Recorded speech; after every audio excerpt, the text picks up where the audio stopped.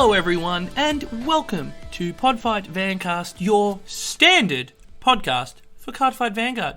Now today is a very auspicious day. It's a good day, it's a big day for you because your booster set is finally available to pick up. You run to the store, you know that this time you want to beat the line, so you go a little bit extra early. And then you get there and you're the first in line. Oh, happy days, you run up the stairs to the card shop. They hand you that cardboard of dreams, but you don't care about the cardboard around it. You care about the cardboard inside it, wrapped inside a foil. So you rip your box open, and there's your packet in your hands, your hot little hands. You rip it open, and you tear through to the back of the cards, and there he is, the card you've been searching for. In all his glory, he's in his SP. No, wait, is that dress secret? No, wait, it's Nate's secret rare. It's your new Vanguard. Nate, how you doing? Hope you're well. But you can't play a deck with just one Vanguard. You need a second. You need that supporting Vanguard that you couldn't do without. So you open a second packet. And oh my goodness, what's right at the back of that one? It's that card you were searching for. But is it a secret rare? No. Is it an SP? No. Triple rare? No. Double rare? No. Is it a single rare? No. It's a holo? No. It's hashtag Hi Ryan Rare. Because it's Ryan. Say hi, Ryan. Hi, Ryan. Thank you. I've got my own little... We got our rarities. We got our rarities. Next time the cards we're printing out Podfight Vancast cards, those are the rarities. Nate Rare, or Nate Secret Rare, and hashtag Hi Ryan Rare. Yeah, they're going to be very worth every cent. They're going to be worth every cent, the 1 cent that they're worth, because they're not going to be worth the paper they're printed on, Ryan. No. It is an exciting day, an exciting week. It is. In Cardfight Vanguard. Because BTO1 has dropped. We've got it. We've done an unboxing. It's up for everyone to see. So, if you haven't watched it yet, go back and watch it because we put a lot of effort in that. We did. We had a lot of fun as well. Well, I had a lot of fun doing that. Don't take that away from me. I had fun. Oh, just making sure. Oh, I didn't want to speak for you. Fair enough. So we both had a lot of fun doing that. It's just a cute little bit of fun. We have a intro, we do a little bit of a game with the unboxing. Yeah. And then we have a cute little outro as well. I'll say it's cute. I think it's cute. It's a bit of flair. It's a flair that we put on our stuff, and that's what I want to be known for. Yeah. We want to be the fun-loving Vanguard guys. Yeah. So that's what we're after. The Van Gangsters. The Van Gangsters. So if you haven't got a chance to watch that yet, make sure you do. You can pause this. You've already downloaded it. Yeah. That's all I care about is the downloads. Exactly. In fact, re-download this after you've gone and watched. Make sure you like the video, comment on the video. And subscribe. Subscribe to the channel because it all skews the metrics and I want people to see this because I want people to start going, these guys are fun. These guys are fun. We like what they do. Yeah.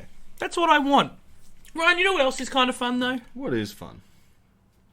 Drinking beers. Drinking beers. If you're over 18 or 21. That's right, in your respective country, because this time it calls for a segment of Oracle Drink Tank. I don't wanna know what you were thinking. I only care about what you were drinking. Hey, tell me, what was that drink you just sang? Right here on Oracle Drink Time.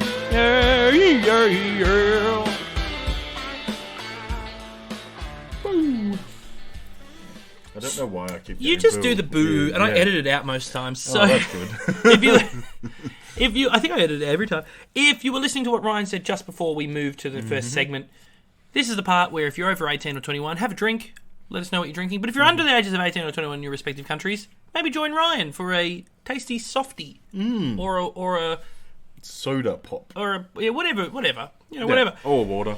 Enjoy. Now, today I am enjoying a Guinness Extra Stout. It's the original Dark and Lively. Now, it's a Guinness hailing from the town of Ireland, which is actually a country, not a town. And you go to the films and read a book. And that are the things that the Irish people say.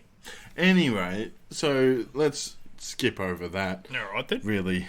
Yep, let's skip. I am drinking a nice Coke No Sugar. And let's enjoy the weather, it seems.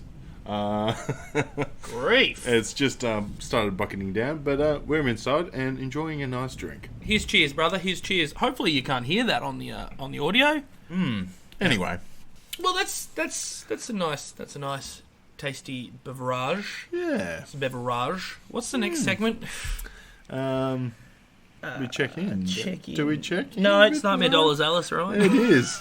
Wow, you think I would know by now? Sometimes you do so many segments and segues that you just sort of give up. You know, you give up on life a little bit there. So, and that's because my wallet's given up. You know, my wallet gave up a long time ago. Especially this week. And we'll find out why. On Nightmare Dollars Alice.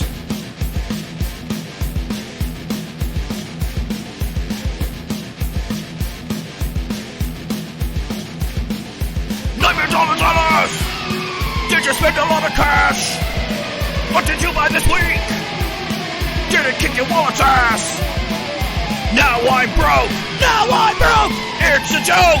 I've got no money! You've got no money! Seriously, Mum, can I borrow $50? We saved it! That was a good save, because it was going off the rails real quickly. 100%. I completely forgot there was Nightmare Dollars Alice. Yeah, well, I went straight to... The drive check-in. Yeah, anyway. Now, this part of the segment, this is going to be the very first time we have a special guest actually in the room here. It's Caitlin and Kazoo, because Kazoo seems to be scared of the thunder and lightning. He heard the thunder and he came running over. Oh, no. Little buddy. Well, this is Nightmare Dollars Alice. Caitlin, in the last week, have we spent anything extraordinary on like monetary value on something? Oh yes, we did. We bought a. Wait, can I say it? Yeah. Oh yeah. That's what I asked. We bought a vintage arcade game table. Ooh. Arcade game table. An arcade game table. We did. Arcade game. So we went out and we saw it, and Kate wanted it, which was awesome, like because I wanted it. But then when Kate said she wanted it, we basically put down a house deposit on it, and now we are the proud owners of. We live in a cardboard. Now we live in a cardboard box. That's right. But we're the proud owners of a fun little arcade machine that has 60 games on it. I got to say, I'm getting very good at. Except is it Kicks? I'm rubbish at that. Quicks. Ah, dumb game. I'm Time Pilot. I'm a big fan of Time Pilot. 1942. Yeah, you're good at 1942. Yeah, I'm a Time Pilot boy myself. Always been a big fan of Time Pilot. And there's a new one which I've started playing, which I can't remember for the life of me. Burger Time. That's fun. But anyway. I think we're going to run across the buns and then run across Burger the Time. cheese. Burger Time is awesome. Run across the lettuce, and you have to great. run all the way across, otherwise you have to run back. It's a whole thing. It is a whole thing. We've got to play it. We've got to play it. Seems fun. You've got to come play it. And then, obviously, we've also... Oh, thank you, Caitlin. I love you. Thank you for having me. I'm going to bed. Oh, well, good night. Oh, Good night, everybody. They said good night back, I'm sure of it. Yeah. I'm sure they do. They do lovely. They are lovely people. So we also... Now, Ryan, so that's my unrelated... Actually, we'll go there. That's my Vanguard unrelated purchase. Did you have an unrelated Vanguard purchase this week yourself? No, I didn't. I would just saved all my money, so then I could use my Nightmare Dollars Alice on the Vanguard. And use it we did. Yes. Because we spent a lot of money on... Well, it's only 3 boxes, but that's still Yes. that still jumps up a lot of money for that because... You know, we're forking out a lot to get it. And the thing I noticed though with those boxes is that, so for us it's what, 105, 110 somewhere in there per box. And the rarity breakdown, you guarantee an SP. Now those SPs are anywhere between 30 US to 70 US. Yeah. So like, that's almost pays for an entire box just with a single SP. So I don't quite get where this secondary market on the cards became. No. Because you're guaranteed to pull one. And overtriggers are sitting at, for us at least, $30 Australian. Yeah. Right? So if it's a $30 Australian for an overtrigger, then... Which you're guaranteed to get. Which you're guaranteed to get one. So you're guaranteed to then pay off that box with just the cards you pull. So I find that very interesting that the secondary market has already done that. Yeah, no secondary market. Like, once you get the cards, you've pretty much paid for the box. Yeah, I find that odd. I don't get it, but hey, I'll accept it because we've paid for our 3 boxes and then some. Yep. So that's what we spent all our cash on this week. Like I said, like Kate said, we bought the arcade machine. That was fun. It's really fun. Having a great time on that. And we bought ourselves our new cards. How good were those cards? I was very happy. Dude, it's so exciting to be finally playing a proper game. Like, okay, the start decks were good start decks. Yes, I agree. I think they're very good. After playing it a lot, and we've got comments, and I'll make my comments a bit later. We'll save that for more of the Vanguard-y segment. But it's a bit of a spoiler, a bit of a tease, a bit of a sting. Gotta say, this game is very good. The game is very good. I agree. The anime is a different story. We'll get there as well. Yep. But the game is very good. Very, very good. Right. Well, shall we just kick on to the next segment? Do you want to swallow whatever it is you're eating before you... Oh, sorry. Well, I saw you were about to eat, and I was like, shit, we can't both eat. No, I'm trying to think of a segue. Oh, I know. All right, you ready? You ready, people? This is going to be a bad segue. All right. So, we've bought our Nightmares dollars. Let's check in with our listeners to see if they bought anything. Well, I would have said we've spent our Nightmare dollars, Alice, not bought our Nightmare dollars, Alice. Yeah, that's fair. Drive check-in! All right now, for all you boppers out there in the big city, all you street people with an ear for the action, I've been asked to relay a request from Podfight Vancast. It's a special for the listeners, that real live bunch who play Vanguard, and I do mean the listeners. Here's a hit with them in mind. Drive check-in, we want to see you wearing a grin. No need to be bitter, just let us know upon Twitter. Hashtag Hi Ryan, let us know if you're flying. Or maybe you're glad to listen to me sing you the song in the perfect key. I know what you're thinking, this is your favorite song. Well, let us know on Twitter, give us that Bella Nathan. Drive check-in right now. It's the drive check-in right now. No, that's great. Like I said, people are demanding more Hi Ryan exploits. Why? What do you think is going to happen? It's not good. I have my one-liners, and then I rest for the, and try and think of the next one. I have to edit around all of this, guys. You don't know the work that goes into doing this. So, drive check-in. We check in with our listeners. We check in with our fans. We check in with our friends. We check in with each other. Ryan, it's not like... Well, you and I see each other every day. We've made this clear. See each other on the train on the way to work. So we know how each of us are doing. We're really just telling the audience. So, Ryan, is there anything you want to tell them about how you are? No, I'm just extremely happy to finally get some hands-on cards and hands-on new cards as well. And excited to build my new deck, which will happen soon, I think. What about yourself? How are you feeling? Feeling good. Feeling pumped. Good. Feeling excited. It's gonna be good. It's gonna be a good rest of May, I guess. I've got, my new deck. It's going well. It's playing well. Really liking it. We've played a few games already. Yep. I'm a Keta fan. You knew that. Yep. Loving Keta Sanctuary. So I'm feeling good. I'm feeling great. Ryan, you know who else was feeling good? Yeah. Ty, friend of the show. Ah. I met him. Yeah. Just on Friday on the card release for BTO1. I went down to Neko Cards. And this is a story. This is a story that warms my heart. Oh, this is good. This is good. So I went down to the Neko Cards on the release, and I'm there, and I bump into a guy, and he, we get to chatting, because he says, "Oh, you here for Vanguard?" I'm like, "Yeah, man," because I'm in almost I think I'm a suit, because I'm from work. I'm coming from work. Yep. So it's probably like a bit of a, are you actually here for Vanguard? What are you? Are you here to are you a debt collector? Are these guys not paying their debts? Or are you going to bulldoze the place? But you're actually not. You're actually not going to bulldoze it because they didn't read the back of the sheet that said it was just for consideration.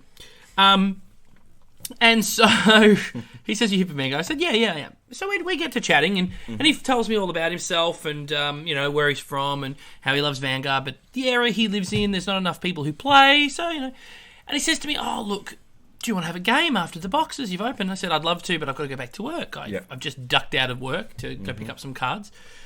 I said, "But next time you're in the area, let me know, and we'll go from there." And he says, "Okay, well, how do we get in touch?" I said, "Well, look, I've got a Twitter account. You follow me on Twitter. It's our podcast. It's about Cardfight Vanguard." And, shameless plug. It was a shameless plug. Because it's like, well, I can have to. You can build a fan here. And I said, "Oh," and he goes, "I love podcasts. That's awesome." I was like, perfect. Got him hooked. Already follows. Really? Already follows the pod. Oh. So, Ty, how are you, mate? Hope you're well. If you're listening right now, thank you for bumping into each other. Thank you for meeting me. Yeah. That'll do. Yeah. And I hope you got all the pulls you wanted. Mate, you want to see what we pulled? Check out the... Let's say obtain. I still don't like pull. Sorry, yep. You want to see what we obtained? Check out our latest video where we show off what we obtained. And then, you know... Yeah. Hashtag hi Ryan to you. Sorry I wasn't there. I was actually working. So... Alright, what does that mean? Well, you weren't working. I wasn't, I just walked out. You just walked out. I just walked out. Yeah. But I afforded that liberty of, where are you going, Nath? Don't worry about it. Sorry, sir. Yeah, damn right. Yeah. Alright, but yeah, hashtag hi Ryan. Yeah, so hi Ty. Thanks for your support. And Yeah. awesome meeting you. So, great kid. And, mate, next time you're in the area, shoot us a tweet. I will be happy to play you. But remember, you've got to tell me a day in advance because I don't bring my deck with me to work. Yeah, that's true. Just the way it goes. Yeah. So that was awesome. So that was really, really cool. And I think that was cool because it's like we get that sort of that Nathan that what we're doing, people are starting to listen. And this is just a passion project between two guys who It really is. who don't actually think that we're going to be successful. No, that we don't think we're going to be successful. That's not the right way of saying it. But I have no disillusions on that we're going to become big hits and all of this stuff. Cardfight's a niche world, and I just want to build a community. And frankly, I love the idea of having a cardfight club. You know what I mean? Just a group of people who get together and play cards. Play cards. Have a bit of fun. That can't really happen in this world. So today in day and age. So how does it happen? Through this, through audio, through video. So that was awesome. So And yeah, this is just us two having a bit of fun, pretty much like a garage band type thing. yeah. Just, you know what? This could be fun. Let's do it. And it is. And we're actually getting people to listen, which is just, That's it just so warms good. my heart. Exactly, as you man. said. Exactly. And you know, if we get big, we get big. But that's not the goal. The goal is just to meet people and form a community. Community, the Vangangsters. The Vangangsters, you know. Woo! You know, we're not trying to break records here or anything. You know, we're just here to break news on Break Riding News.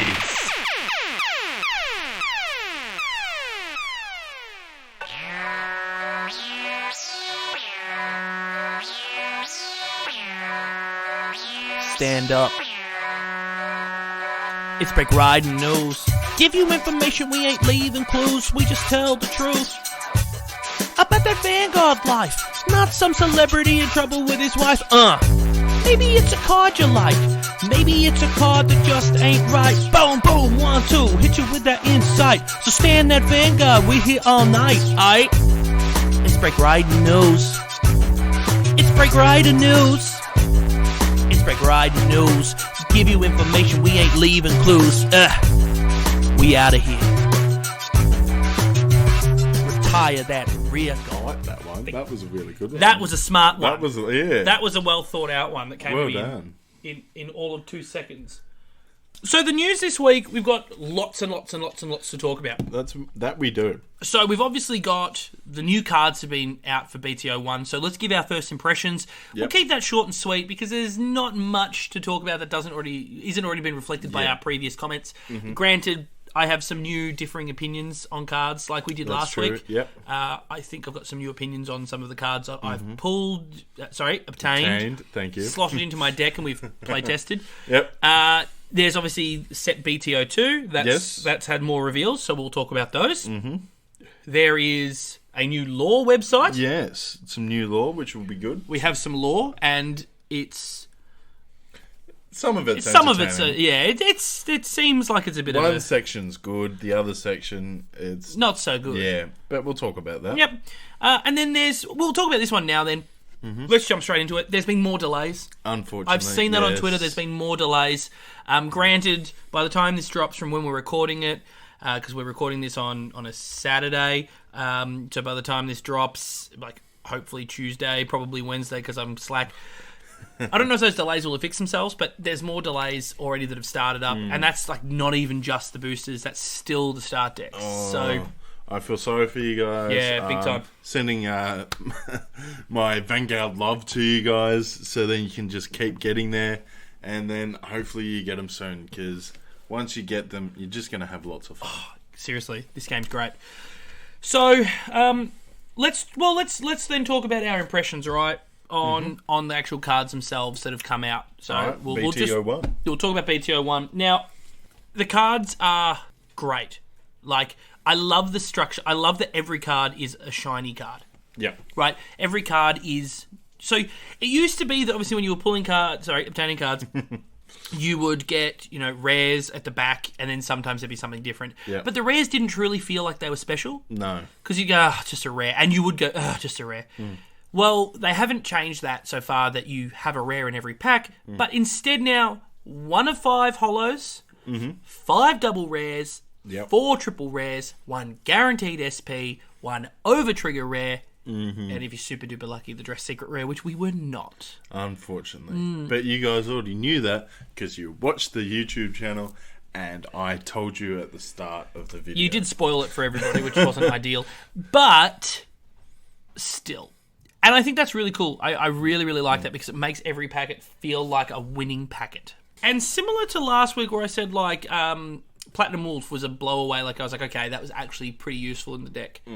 I think I've got a new respect for the cards that have come out, where at first you sort of thought, is that going to be useful? Yep. And it turns out it's great because, for instance, Eugene. Yes. Everybody was really crapping on Eugene. Yeah. But that whole structure, it's not the best. No. But I tell you, it's fun. It's a lot of fun. I played a little bit, and I was just like, it's good fun. It's just a fun deck. The critical dinosaur, 3-horn anger man, that's fun. I don't like it. I do. I don't. Because as an opponent, I'm just like, no, none of this.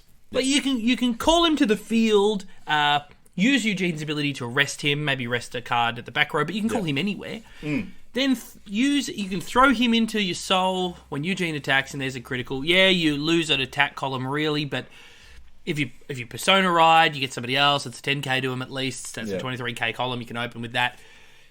I think it's awesome. I think Eugene's great. And all things considered, I'm going to have to reevaluate my original ranking system, where I said Dragon Empire was at the bottom because of Overdress. Now, after you've got Valiente and the other Virena arcs, Overdress feels a lot more polished. It's still not amazing. I still don't like it, but it's a lot better. I've got to say this, Stoicheia, not including Zorga, never tried Zorga. Yeah, we didn't try Zorga, we didn't have enough. But I'm putting Stoicheia at the bottom. I don't think Stoicheia, the Magnolia build, is all that interesting. No, unfortunately, it's still not enough cards, I find. It's too much resource too. Yeah, it's very costly for not much. Yeah, and a single it's not even trigger. But a single trigger shuts down that deck. Pretty much. It reminds me of the problem with Excel. Not Excel, Accel. It reminds me of the problem with Accel where you would have, you'd get a 10k automatic, but it only ever became a 10k, so your 12k Vanguard became or 12k Rearguard became a 22k. Single, if you were versing a force deck, a single trigger stops it. Shut it down. And that's what I feel like with this deck.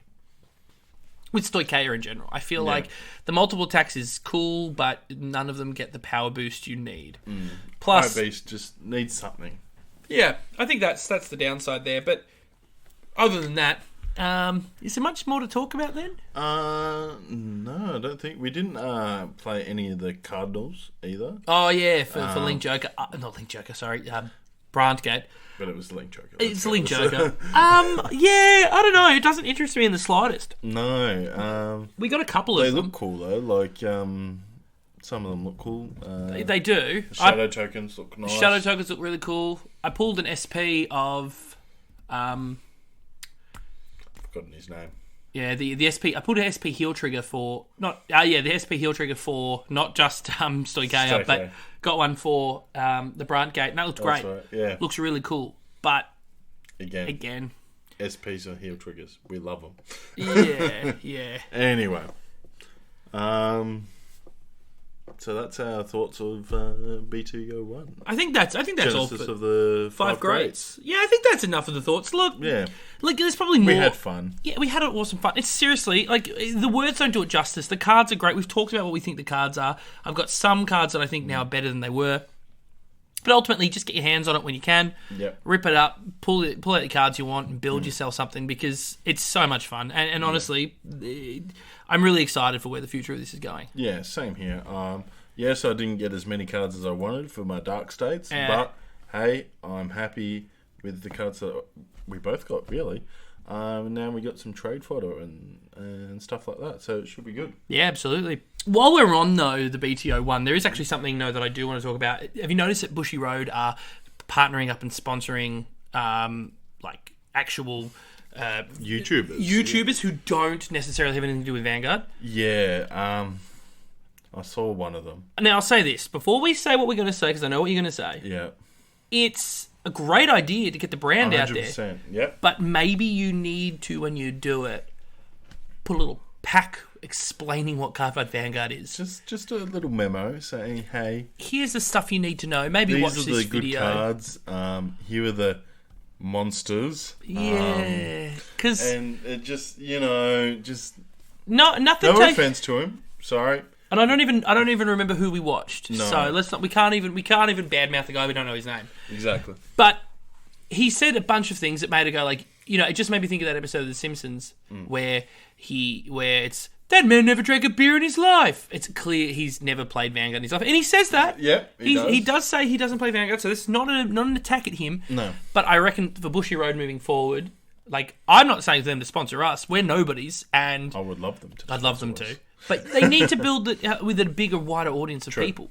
Mm-hmm. But at least make that guy seem like he's enthusiastic and he's learned about it. Yeah. Because he opens a pack and he pulls a shadow token and he goes, oh, what does this do? It's it looks cool. This is cool. It's like, it's a token card. This is really cool. It's like he didn't know what it was to do with, and it's like, I feel like he should have just done a little bit of research. Yeah. It just feels like if you did that 10 minutes of research. Really? Or they gave him just a script. The box topper. The box topper was the big one. Yes. Where he gets the 4 sleeves and he goes, this is for your Vanguard, your starting Vanguard or your ride deck. He says ride deck, I think. Yeah. But then he's like, 1, 2, 3. Grades 1, 2, 3, 4, and you're like, oh. And I just cringe a little. It's just. Yeah. I just feel like maybe they're moving forward. They should just implement more of a. This is what we need you to. These are the key points you need to hit. Maybe they do. Maybe they do that. Yeah, I mean, most sponsors do that. Yeah, but just say, hey, these are the major cards. If you want to talk about it, please do. Yeah. Please. But that's all I wanted to say. That's all I wanted to say, and that's related to it. But speaking of major cards, though, right? Yes. BTO 2. Yes. It has some reveals. So why don't we just cut through this? Won't make fun of the sponsors anymore. Because otherwise we won't get sponsored. And maybe, just maybe, we'll talk about some cards. So BTO 2 has, what was that one? What's BTO 2 called? A Brush with Legends. Yep. Has had a number of cards revealed. Mm-hmm. And so let's go through them. Ryan, the very first one's a Stoicheo unit, so please enlighten us. All right, this one I like. So this is Rogue Headhunter. Ooh, tell me. He is a grade 1. Yep. He is from Stoicheo, as we said. Yep. He has 8k, and he has an ability. He has, in fact, 2 abilities. Okay. Why'd you say it like that? I don't know. But anyway. So, continuous on the rearguard circle. If you played an order this turn, this unit gets power 5,000. Pretty easy to do. Yeah. Really easy to do. And especially because this is definitely going to be for a Zorga deck. And if you played an order this turn, it's a continuous. So if you play a Blitz order, he gets 5k. So it's an effective free 5k shielder to a... Yeah, so then if you do the 15k shield thing... He gets a 5er as well. He becomes a 20k shield. As long as he's on Vanguard, I think that's how it works. But anyway, there you go. And that's a rearguard ability as well. So there we go. You can't get it all. Fair enough. Whatever. Look at us. All right. So his second ability. Mm-hmm. When this unit is placed on the rearguard circle, the next time you would Alchemagic an order and play it this turn, reduce that cost by Counterblast 1. That's right. Counterblast 1. That's good. That is very good. It's also got a nice little text afterwards, which is very good because people would I was definitely just try and do this. Yep. Reduce from the total cost. Does not countercharge even if it becomes negative. Absolutely, and that's needed to be said. Yes, it is. Because that people will play, it's Counterblast 1. I play 2 of them, so it reduces it to -1. Yeah. Therefore, I get to countercharge. Someone will try that. And I guarantee you one day on this wiki, in the comments, it'll say, I was playing my friend and he played 2 of these and said because it goes into negative, he gets the countercharge. Is that correct? Even though the card says it doesn't. Yeah. And then everyone will jump and attack on that guy because the wiki page fandom group are toxic. They're really bad people. They're really bad. Like, I'm not going to go into that, but those people are really, really horrible people.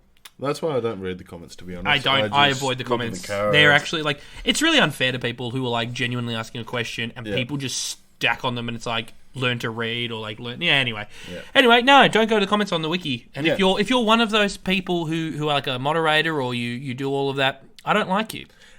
Just remember, one Vanguard nation. Nope. Yeah, well, they started it. As in the not being part of the nation. Yeah. So, I like this card. I think that's really a really useful card. It will see play. And let's see, though, if the next card from Stoicheia receives some play. I reckon it might. So, I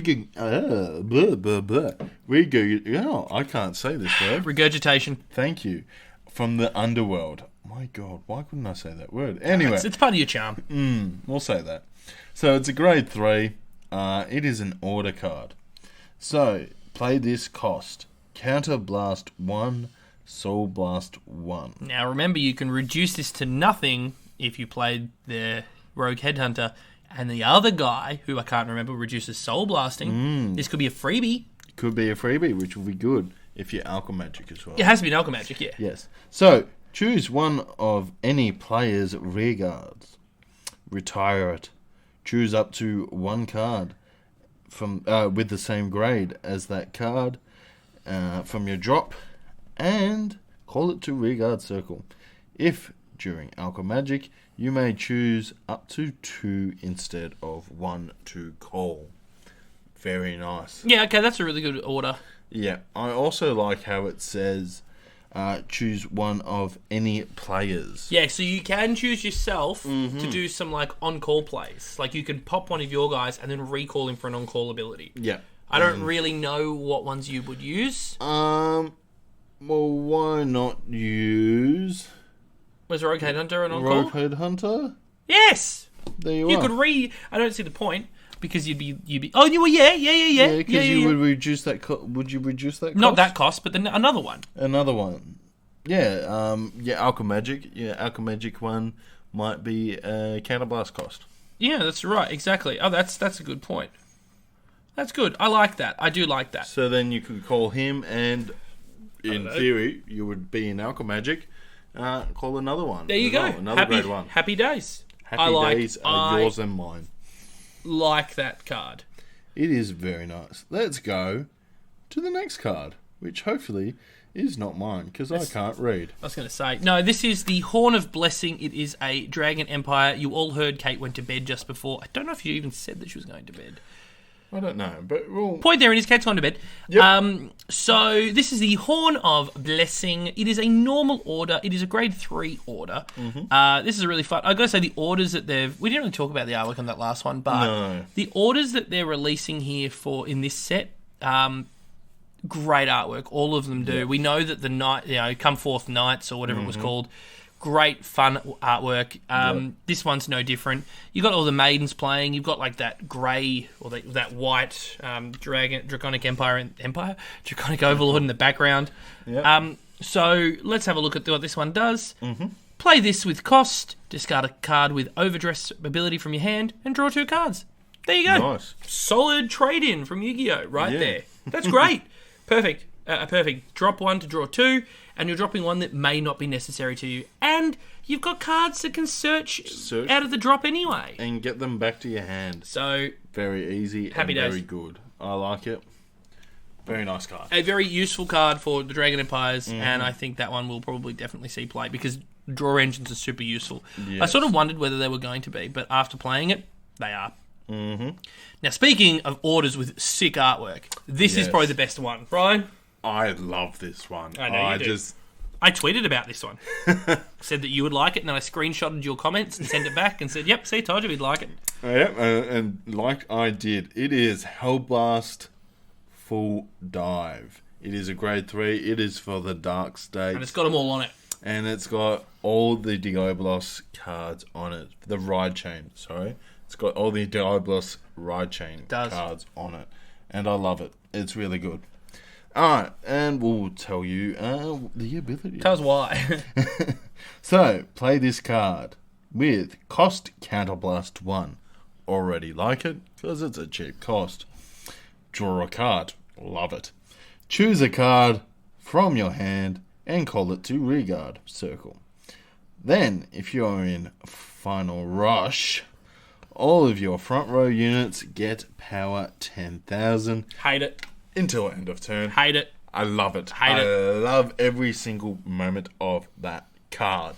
Because Bruce's ability to stand those units is great, because it puts extra pressure on, but if they don't have enough power behind them, it's an easy block. It's an annoying block, but the decks have a lot of cards in hands now. A lot of them are doing that. Keta Sanctuary, I'm able to draw tons of cards. Yes. Yes. But with something like this, that's disgusting. Because Final Rush happens every turn without fail. Yeah. So, bleh. Final Rush is Final Rush. But I enjoy it. I don't mind a good 10k. Well, you know what I also don't mind? Mm-hmm. Brant Gates one, their order. Artwork is my absolute favourite artwork, I think, of any of the cards so far. The name, on the other hand, I hate. Genuinely hate. And that's because, again, the Brant Gate is going right down the realm of Hero World for Buddy Fight. This is literally Buddy Fight. It couldn't be more Buddy Fight if it tried. Because the name is Moment of Securing Aurora Battle Princesses 24 hours coverage. You did not say that in my breath. Okay. Mode of Securing Aurora Battle Princesses 24 hours coverage. Thank you. That's right. Well, it has an exclamation mark. I wanted the pause. Fair enough. Now, I don't know what'll happen when it gets localized, but the name is dumb. I don't get it. The artwork doesn't overly scream to me the name, but what I do love the artwork is that the purple aliens, I hope we see these purple aliens get cards. I really do, because they remind me of two things. One of XCOM. I don't know, I just look at XCOM and see these guys. But the Silence from Doctor Who. They're just like a purpley maroon colour of the Silence. And more jacked. Oh, far more jacked than the Silence were. But you know what I mean? Like, that's their face. But this is the order card. It's a grade 2, and it does the following. Play this with cost Soul Blast 1. Already stupidly easy cost. Yep. If your opponent's hand has 4 or more cards, your opponent chooses a card from their hand and imprisons it in your prison. Then, if 3 or more of your opponent's cards are imprisoned in your prison, you choose one of your units and it gets plus 5k power until end of turn. Oh! Is he still on you? He's on my lap now. Alright, take him off. I can't, because the table. You're gonna have to move. We're getting rid of him. Oh, down. Get down. No, you're not going to. You're gonna... Come here. Come here. Grab and rise, Dong. Oh, thank you. Kazoo! No, you're going to bed. Go to bed. Oh, yep.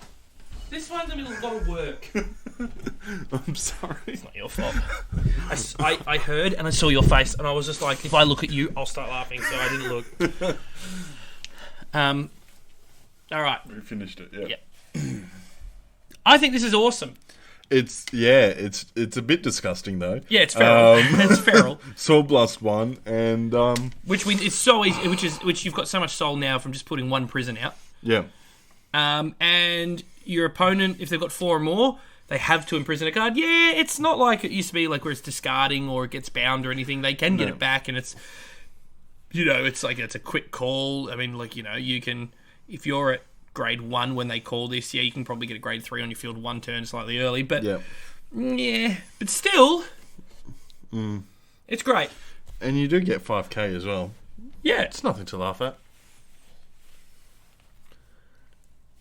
Sneeze at. Sneeze at. Nothing to sneeze at. No, is it? No. What do you mean nothing to laugh at? I like laughing. Well, you know who else likes laughing? Yes.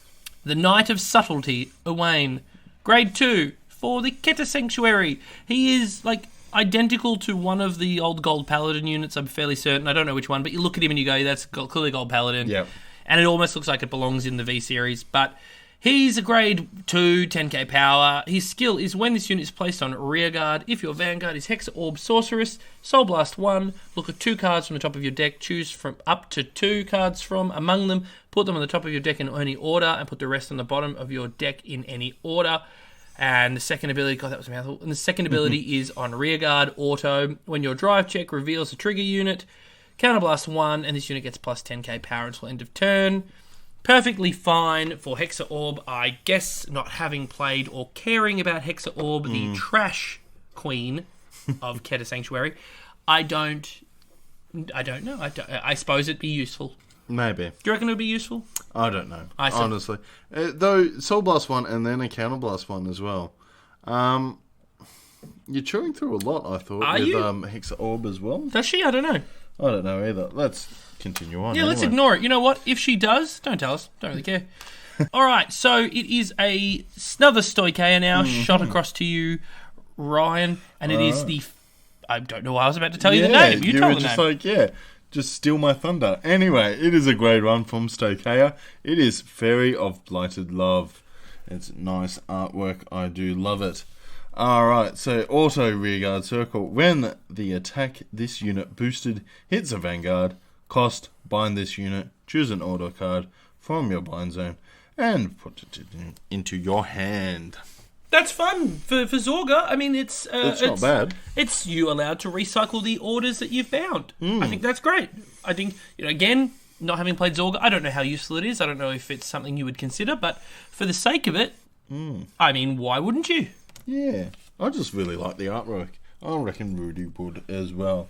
Yes, shout back to Rudy loving artwork. It's great. I like that she has like a spear shoved through her chest and her hand. I think isn't that a ship behind her? Okay, so she's that... So wouldn't it be like a figurehead with the front of the She is... sail? Yes, because that looks a lot more like her bottom half looks like the bow of the ship. Okay, looks like Ryan. You're bang on. Thank you very much. I think that's a figurehead. I'm not sure about the hand, No, though, the hand to one's be a bit honest. like It's just- a bit weird. But, figurehead. That's for a ship. awesome. Of course, it's absolutely a ship in the background. Well, there you go. Mm-hmm. Look at Ryan. Look at you. Maybe me. people were right. Maybe you do need to talk more. Yeah, maybe. You know who doesn't need to talk more, though? Tell me. Blaze Fist Monk N10. N10. Yes, he is from the Dragon Empires. He is a grade 1 with 8k power, and his ability is as follows. When the attack this unit boosted hits, cost is Soul Blast 1, retire this unit, choose one of your units, and it gets plus 10k power until end of turn. It is a common. It is a common, so I shouldn't be too mean to it. And the artwork I love. I will say I love the artwork. Cool little dude. Reminds me... Again, this artwork is very reminiscent of Dragon Battles. What is it called? Dragon Quest. Dragon Quest. Dragon Quest. It's very reminiscent of Dragon Quest. I think it's really cute. I really like the artwork. But the ability is just a bit meh. Yeah. Meh ability. You're probably not going to use it. No. I mean, it is just a common, but you probably wouldn't use it. Costing is high, especially because you're retiring a unit to give another one 10k. So, you're losing out. Like, unless you're going to go for a final push, I wouldn't be suggesting this card get any appearance. But you know what card I would suggest get some appearance on? I'm using this one. I'm overdoing this one, but... You are. I'm pretty sure you are. would be the next card, which you can handle for us. It is from the Dark States. It is Steam Engineer Pepeli? I don't know how to say that word. How do you say that? I would Please say tell me. Pepeli. Steam Engineer Pepeli. God, you got to love me talking English, don't you? Yeah, I guess. Alright, so it is a grade 1. It is 8k. It has auto on the rearguard circle. When this unit boosts a rearguard, if you Persona Road this turn, cost Counterblast 1, Soul Blast 1, and your opponent cannot call grade 1 or greater cards from their hand to the guard circle until end of that battle. Jeez, I felt like you spoke forever. It really did. Because I was trying to figure out what you saw into this card, and I can't figure it out. Well, look, this sort of ability became super common throughout the remainder of Vanguard after Maelstrom did it. Mm-hmm. Is it good? Yes. Is it overcosted? Yes. would you be running this? No. No. Well, Counterblast 1 is fine. It's the Soul Blast. And that you have to have Persona Road. Yes. And it has to boost a rear guard. Oh, dear God, yes. So, like, I get why you couldn't boost a Vanguard, because that's crap. Because, like, you completely and utterly, like, shut down it. Yeah, exactly, for a Vanguard. But, But to be honest, like, you don't PG the Vanguards anymore. Well, at least not... Only when they've, like, milled the majority of their deck and they haven't seen an Overtrigger yet. Yeah, pretty much. So, yeah, I don't know. Not ideal. Don't love him. Not going to really talk about him anymore. Yep. I'm not going to redo my, but you know who I'm going to talk a lot about. But I will, with Knight of Heavenly Thundering Lady. Mm-hmm. She is a grade 1 for Keta Sanctuary. Her ability is Soul Blast 2 until end of turn. Increase your trigger effects revealed by your drive check by 5k. Not bad. Not bad. Soul Blast 2, though. Soul Blast 2 seems pretty high. Granted, now you're stacking your Soul. No. You're stacking the top of your deck. Yes. So you're gonna know. So you won't use this ability until you know. Yep. But it's only 5k, so it doesn't, like, if somebody uses a 15k shield, generally speaking, so, like, it's not a stupidly ideal number, because if it was 10, if it increased by 10k, that'd be broken. Mm-hmm. But it's only increased by 5k, so firstly, an overtrigger of 100 million, 1,005, or 100 million... 100 million and 5,000, that's the one, would not be overly useful. No. And 100 million and 10,000 would be just as useless. Yes. However, so I suppose, so you're looking at, like, a front trigger would be useful, because your front trigger gets, it's 15, 15, 15. Yeah, that's different. True. 10, so the 15 and a crit, if you were going to hit, you were going to hit. You could pass it off to your rear guard, but let's say your rear guard's a 10k, it puts your guy to 25. They still need a 15k shield as a 13k Vanguard to block that. Yeah. You see the thing? So it's fine, but you'd have to play this one strategically. That's all.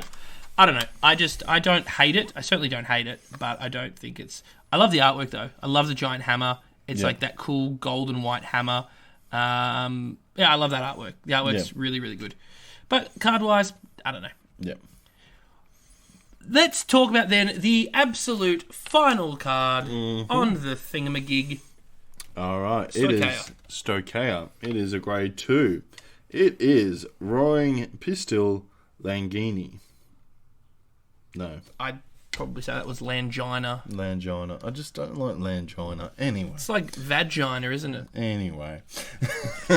As I said, it is a grade 2. It is 10k. It is continuous on the guard circle. If you have a total of 3 or more order cards in your drop zone and bind zone, this unit gets shield 5k. So it becomes a 10k shield. Yes, you are definitely going to have more than the 3 orders in a Zorga deck. Is it worth it, though? Would you put this card instead of a different one? Well, look, the word pistil is the female reproductive part of a flower. The pistil, centrally located, typically consists of a swollen base, the ovary, which contains potential seeds or ovules, a stalk, a style arising from the ovary, a pollen-receptive tip, stigma, and various shaped and often sticky. So her name is basically vagina. It's really funny. That's all I take away from this card.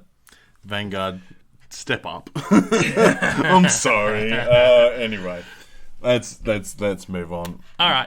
Let's just move on. But anyway, the comment of, I don't like these shield cards. Yep. I just think there's just better cards out there. But granted, you're playing one in your deck, and it's actually super useful. So it is kind of useful. Counterblast 1 for the Dark States, which is not bad. It's quite nice. I will get rid of it though, because I would rather have more attack than defense. Well, that's it, and I think your deck needs that. But so does Stoicheia. Granted, again, this is a Zorga only card, but something to consider. Yeah, but I don't know. I don't love it. Nah. But there you go. So they are the brand new cards for BTO5. So BTO5. I meant, what is a 5? I mean, Wow. BTO2. Yeah, all right. Well, let's talk lore, shall we? Right? Like we said, there's a lore website, and I was sort of like, I wasn't gonna do it, but let's have a look. Hang on. Yeah. I wasn't gonna read all the lore, but how long are we recording here? Not even an hour yet. You know what? Let's do it. Let's smash through it. I'm gonna read the lore. Yep. We'll do it in turns. We'll read each other. We'll read our clans. Yep. Why not? Yeah. So, yeah, let's do this. Okay, so we'll start with Brandgate, because nobody plays that, so I'll read it. Mm-hmm.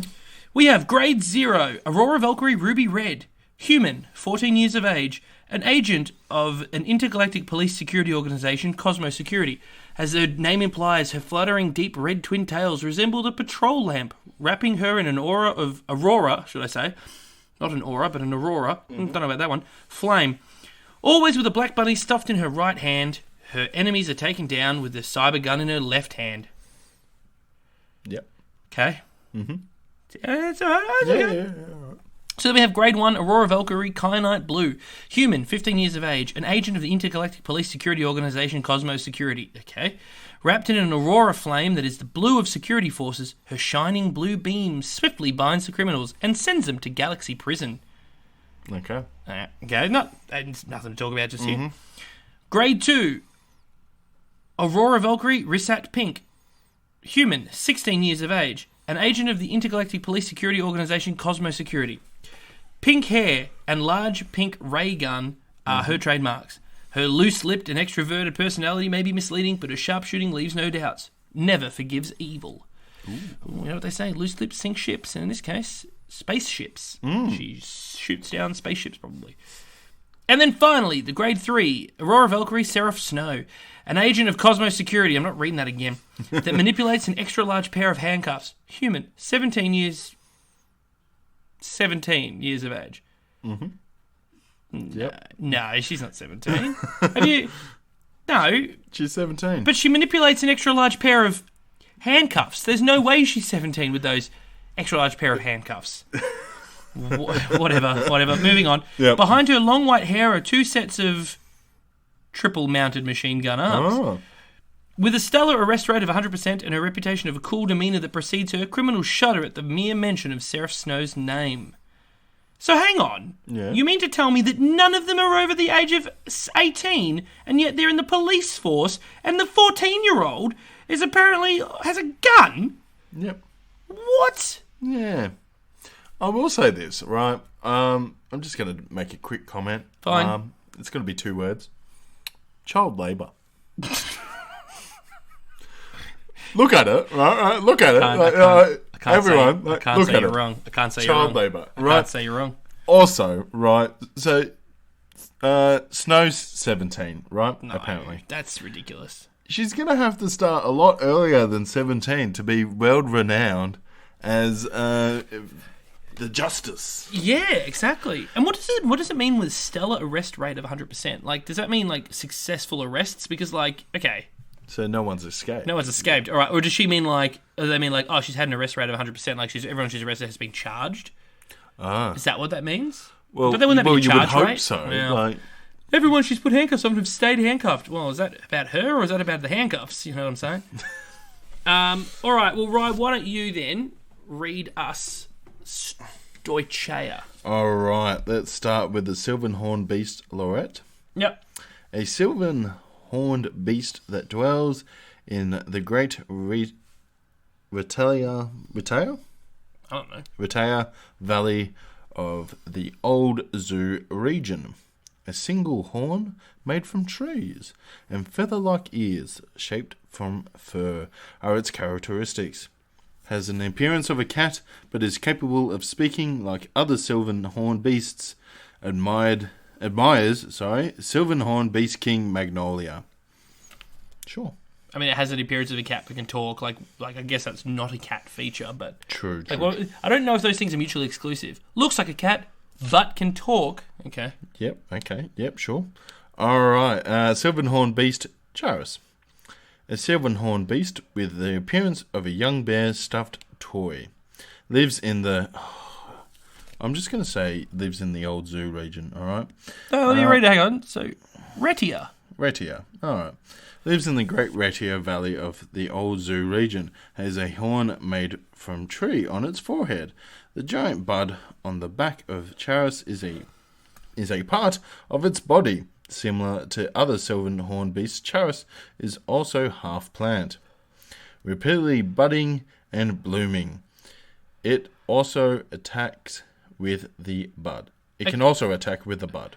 All right, that sentence is pretty janky. Yeah.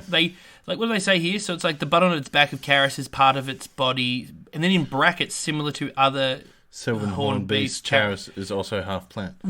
Why would you put that in brackets? Like, why wouldn't you make that its own sentence? Yeah, but like also... But then it breaks the sentence up entirely, and it says on its back, repeatedly budding, but like you've blocked that Okay, this is locally translated. Okay, not even localized, it's just directly translated, so the sentence is janky. So, okay, so that's a good example of them not proofreading. Yeah. That's just not proofread. Yeah. Alright, so now we'll go for the Silverhorn Beast Lattice. Hit us. A Silverhorn Beast that dwells in, oh my god, Redia. The Great Redia Valley. But why does it keep... anyway, of the Old Zoo region. Yeah, that's a good A point. pair of horns comparable to that of a sheep's. Nice. Okay. And a single horn on its forehead. Okay. Looking at the picture, it barely even resembles a horn on its forehead. But yeah, Anyway. All of which are made from trees. Okay. Oars with inscribed patterns float around the shadows, the nimble movement of Lattice, changing positions to fit the situation and emotions of Lattice. Okay. Nah, he's a lame-o, but anyway. Yeah, alright. And then the last one, Silverhorn Beast King Magnolia. A Silverhorn Beast that dwells in the Great Retia Valley of Old Zoo region. I have had enough of saying that. The king that rules over the beasts in the region. A crown of horns made from trees grows on its head. It wields extremely strong powers as the incarnation of the forest. Good grief. Yeah. Watching over the flora and fauna of the Great Redia Valley. It is loved and respected by not just the Silverhorn Beast, but all of the living. So, what? So Louette is not the only one that admires the Beast King. Wait, so but everybody... Apparently. Like everybody. It's everybody. Like everybody respects him. Oh, sorry, but all the living. So the undead of Stokeia do not. That's funny. That's really funny. And also, so we were just talking about Langina. Yeah. Yeah. Did you get the sense that these ones have all got wood? Let's move on. And it is Dragon Empire. All back to you. Okay. Oh boy. Alright, Sunrise Egg. The dragon egg worshipped at the Red Dawn Manor. Without even a quiver since ancient times, it has been enshrined as the object of the worship in this temple. But signs of hatching appeared as Chakrabarthi divine era began. According to the legends, the egg is said to hatch into the future in response to the prayers of the maidens. Wait. So it's a time travel... What? It hatches into the future. So, like, it hatches and then there's nothing in the egg because it's already time traveled? Is that what they're saying? It's already gone forward? Is that what they're trying to say? I think so. That's kind of fun. Yeah. But also kind of... weird. I like that, actually, if that's the case. Like, he hatches and then... That's why 3,000 years later in Chakrabarthi, but he is Chakrabarthi. That's why it's Chakrabarthi. Oh, no. Because it's no, I've gone cross-eyed. Yeah. All right. Grade 1, Blaze Maiden Reno. Yep. A maiden from the Red Dawn Manor of Dragon Empire. A human of 18 years of age, according to Earth's What? Say it again. Hang on. A human of 18 years of age, according to Earth's calculations. But she is a human. Like, her race is listed as human. Maybe because it's like the Kray's a different planet? No. But they said here, for Aurora Valkyrie, that they're human, and their race is human. Yeah, but they're not in the orbit of... they're in the orbit of Kray, so it's a different time. I'm gonna have to go with that, because otherwise that doesn't make sense. Yeah, 100%. Because otherwise they're like, yeah. Okay. Yep. She participated in the song and dance ritual with Ryu, Zone, and Rona during the Dragon Egg Festival, having a my pace personality. My pace is in quotation marks. She's slightly out of sync even when talking to the other maidens.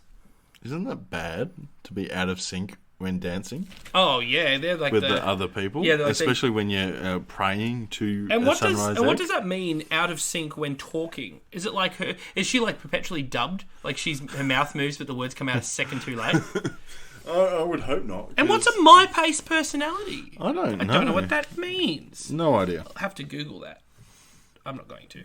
I might. You know what? I might Google it while I'm doing this as well. All right. So then we have the Grade 2 Blaze Maiden Ryu. God, trying to Google my pace at the same time. It's very difficult. All right. A maiden from the Red Dawn Manor of Dragon Empire. A human of 20 years of age, according to Earth calculations. So there we go. So That apparently they're still not doesn't human. make sense. Yep. She's participated in the song and... Okay, it's identical to just what Rhino's was all the way to the bottom, except replace 18 with 20 and replace Rhino with Ryu. Fun. With a composed personality, okay, so she's far more composed. Yeah. She fills the role of an elderly sister among the group of 4 maidens who must be Zone, Rona, Ryu, and Rhino. Yep. Okay. Anyway. And then finally we have Chakrabarthi Divine Dragon Nirvana. The dragon that hatched from the dragon egg. Nirvana hatched from Sunrise Egg. What? The dragon that hatched from the dragon egg, Nirvana hatched from Sunrise Egg, that was worshipped at the Red Dawn Manor, has been expected to be born since ancient times. I reckon it was the Q&A people, and like they came back, got fired again because they deserve it. Like this is Hang on, let's finish it. So the great powers of the sun dwelling within the divine dragon, it is crowned with the same name as the era Chakrabarthi Divine Dragon. So it hatched and got named after the Chakrabarthi Divine Dragon era. That's because it went to the future, where then this one came to the past, obviously, and my nose is bleeding. So hang on, the dragon that hatched from the dragon egg, Nirvana hatched from the Sunrise Egg, that was worshipped at the Red Dawn Manor, has been expected to be born since ancient times. None of that makes sense. That entire 2 sentences. So they say that it hatched from the dragon egg, then repeat that by calling it the Sunrise Egg, and then said it hatched and has been expected. So they've used past tense and then future tense in the one sentence. Yep. Oh, just read your friggin'... I reckon it's got to be the Q&A people. Final rush is final rush. My understanding is it's just directly translated from Japanese, right? That no one's read this, and that's kind of obvious. So let's get somebody else who clearly can't read things. And Ryan, take us away with the Dark States. Dark States one. All right. So Diablos Innocent Matt, the youngest member of Team Diablos, a youth from the demon race around 16 years of age, in human terms. Why didn't they do that for the Dragon Empire? That makes sense. Anyway, the youngest member of the team, this participation... Oh, sorry. Whoa, wow. The youngest member of the team, his participation in Gallows Ball is purely to enjoy the sport and to enjoy making plays with his brothers. Oh, that's really nice. He's quite innocent. Good for him. Boom. So, Diablos Bad Steve. Thank you. Alright, so Diablos Bad Steve. The attack captain of Team Diablos, Demon, around 18 years of age in human terms. Valued greatly for his ability to break through due to his rowdy nature. Lively but unexpectedly cooperative, he is a precious existence in a team full of selfish members. Well, Matt wasn't innocent. Matt wasn't selfish. No, Matt was hardly selfish. Yeah, he was innocent. He was all about his brothers. Yeah, alright, well, we'll just see. Maybe Richard and Bruce is... Maybe they're selfish. Maybe. Let's try. Maybe old mate's the only nice one. Yeah, alright, so let's go Diablos Anger Richard. He can't be. He has to be selfish. His name's Anger. Yeah, he's got to be. Alright, so thin and My God, Bespectacled. Ryan. Thank you. Sports goggles. In brackets. Demon. Just in case. A rare intelligence type on Team Diablos. Around 20 years of age in human terms. Again, I don't... okay, so the Dragon Empire people were human, though. Yeah. Why are we saying that? This makes sense because This makes no, I know, but why doesn't the Dragon one make that? Whatever. Yeah. Anyway, all right. So having so-called intelligent mobster style, his plays also reflect his smarts, but truly fearsome when angered. That wasn't really selfish, was it? That doesn't seem that selfish. Like he's the one who writes the plays. Yeah, so he unless works with the team. Yeah, but it also says he's intelligent, so you know that if you're intelligent, you're not going to be writing plays where you're just the winner. It'll be like, oh, we need to play to everyone's strengths. So I feel like if he's that intelligent, he wouldn't be doing that. So I don't feel he's selfish either. Anyway. All right, well, Bruce must be the Bruce selfish has to one. be, because he is Diabolus violence. He's violent. You He's can't violent. be violent and not selfish. Bruce, leader of Team Diabolus, a warmongering demon polished by hundreds of battles. He's got to be selfish. 100%. His name resounds within Planet Cray, even among mobsters from outside the gallows ball, brings his brothers, in brackets teammates, together with his overwhelming manliness and Obstinacy. obstinacy. Again, Not selfish. doesn't seem... I mean, the obstinacy might be slightly selfish, but he brings them all together with that, though. So that's hardly selfish. Yeah. He brings his brothers together. It's like they're bringing them together. He calls them brothers as well. his So brothers. he brings the teammates in Okay. and then calls them brothers. So nobody on... maybe it's the other players on the team are selfish, and it's just the main four aren't. Maybe. Anyway, enjoy Cata Sanctuary. All right, let's finish this. Let's finish this off on a high note with the Knight of Heavenly Bows base. An apprentice in the Cloud Knights, an angel youth, around 14 years of age in human terms. Chosen to be part of the Cloud Knights' Heavenly Brigade due to his proficiency with bows. Oh, right, I reread that. I'm like, don't tell me. His carefree personality leaves him often unguarded. Dispatched as a member of the party sent to guard the the dragon egg worshipped at the Red Dawn Manor. Isn't that Dragon Empire territory? So I thought these guys were dictators Yeah. who didn't like gods. Or other people. So are they going down there as like he's protecting it? Not like, okay, is it like I'm not down there to protect the egg, but like I don't want anyone hatching the egg? Is that what he's there for? Maybe it's like, oh, this is a manor. This is like ACT in Australia, right? Right. So it's part of Australia. It's not part of New South Wales. I see what part you're of saying. Victoria. I see what you're saying. So, like, is the manor not part maybe, of and maybe it's like we Dragon don't Empire? want the egg to be a god for anyone, so we can't let anyone take it. So we're going to stand watch, so no one gets and uses it. Maybe. And then what? Assassinate it? Well, I don't know why you just didn't push the egg over. Yeah, It's fair like enough. they'll scramble it or something. Yeah, Anyway, could be nice. could be good. Could be made by UU for old Dungy. Yeah. All right, so the Grade 1 Knight of Heavenly Swords fought. A member of the Cloud Knights, a human youth, 18 years of age, young but nonetheless skilled with greatswords. Diligently carrying out his mission as part of the Cloud Knights' Heavenly Brigade, he has an extremely straight-laced personality. With a personality that hates evil, he places great importance on the impartiality and justice. A handsome youth, his looks brought much attention on him in the capital as well. Ooh. So he's a good-looking bloke. He's a good-looking bloke. He's a good-looking used to with a root. Yeah. With a ute. Yep. Anyway, he could be good friends with our friends from Brant Gate. Oh, I reckon would be friends. But he's 18, so he could only really be they're all they're all underage. Underage, child labour. Yep. You know who isn't underage though? That is the Knight of Heavenly Spears, Rooks, my personal favourite, mind you. A member of the Cloud Knights, an elvish youth, around 20 years of age in human terms. Mm-hmm. How was that in elvish though? 120. Yeah, I was going to say 20 years of age, human terms. Wouldn't that make him like a baby? Technically. In Elvish, probably. I don't know how Whatever. old these elves Yeah, are that's for. true. This is different. Known to be easygoing, his sharp tongue, biased attitude, especially toward females, and transparent visor are his trademarks. Even so, he is an accomplished martial artist chosen to be part of the Cloud Knights' Heavenly Brigade for his proficiency in spears. So, I love that it's like, hey, what are you known for? Well, I'm known for my sharp tongue, my transparent visor I wear, and the fact that I love women and will favour them. I mean... Right. Fortunately, okay, all right. It doesn't sound overly sexist because he just says he's biased. Yep. And it's not like he's not like as long as he's not a creep. Let's hope not. I don't think he's a creep. But he is wearing spectacles. He does wear A a visor, visor. so- Yeah, he does wear a visor. And he looks like he's a bit of a creep. Great. Don't ruin this for me. I like Rooks. Alright. He's a good bloke. He's a great bloke. He just, look, he likes ladies and he wants them to know he likes them. Yeah. In a nice way. So the grade 3, Apex creator Bastion, captain of the Cloud Knights Heavenly Brigade, as well as the owner of the Holy Sword. Ooh. We haven't met the Holy Sword yet, as far as I can tell.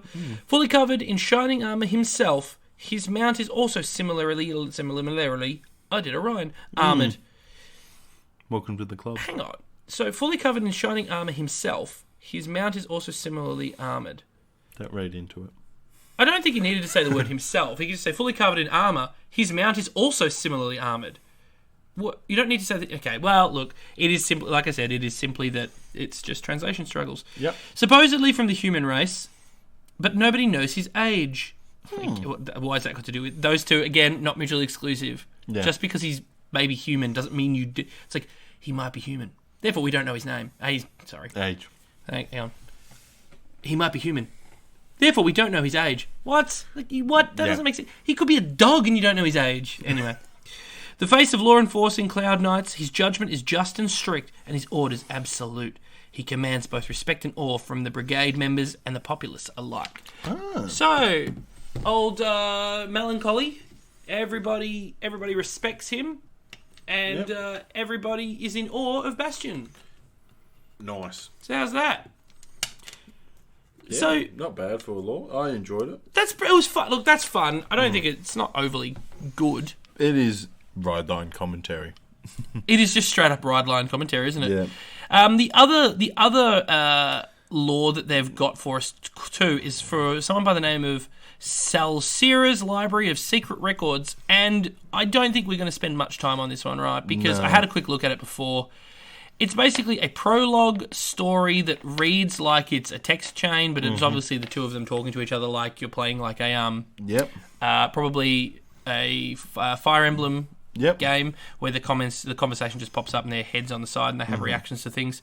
But it's between Salsira and Arius. Salsira is a mage of unknown age with sadistic tendencies. She's well versed in matters across planet Cray, and Arius is her disciple. Is a disciple of Salsira that is overflowing with curiosity, has abundant scientific knowledge.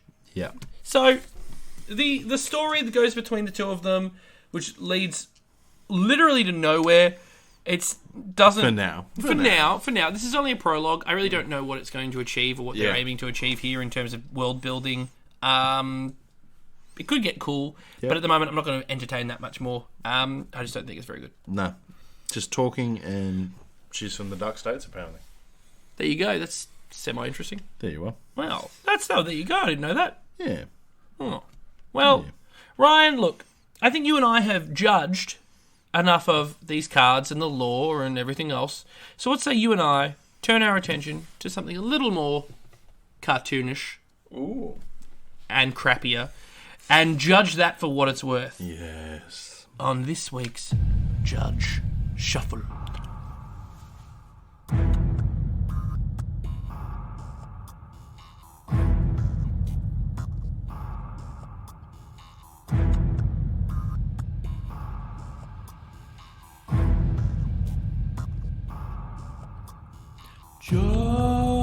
Judge Shuffle. Judge Shuffle. Judge Shuffle. Judging an anime.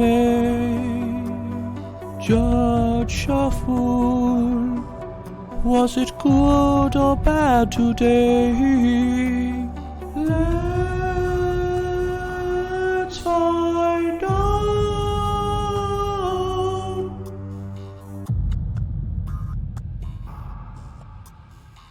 Now, episode 6 of Cardfight Vanguard carries directly on from episode 5 we learn, and that's because episode 6 is aptly titled Runny Porridge. Yep. Yeah. Now, we had a lot to say about that last week. Look, we know what it is now, but Do you have any idea what this could be prior to when they gave us a teaser as to what it was, the name Runny Porridge?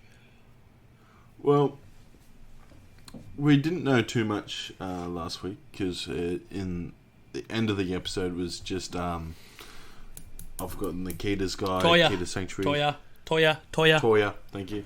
It was just Sorry? Toya in the rain. Yeah. Right? And we're like, well, they're not just going to do a whole dedicated episode to him. No. So, this week comes in and you see in the background of behind Toya, who do you think it is? It's Yuyu in the rain. Of course. Both Yuyu and Toya are standing there in the rain, and Yuyu is observing him, and this is clearly... We know that the synopsis is that he's sick. Yuyu gets sick, and this episode revolves around Yuyu being sick, apparently. So the rain clearly made him sick. He clearly got a cold from the rain. I mean, to tell us anything different would be ludicrous. But we'll get there. Okay, we cut away after we do our intro to Yuyu eating cornflakes, I guess. Was it cornflakes? It looked like cornflakes. Something. Is that the porridge? Maybe that was the porridge. Maybe he was eating porridge that looked like cornflakes. Who knows? But now we cut away. Now we jump again to... We're back at Wonder Hill. Everyone's doing their work, getting things up and running. The clock tower was struck by lightning back in 1955. November 12th, 1955. And what happens is... Or is it November 18th, 1955? November 12th is when Marty goes back the first time. So it must be November 18th, 1955, that the clock tower gets struck by the lightning. Or was it not? I don't know.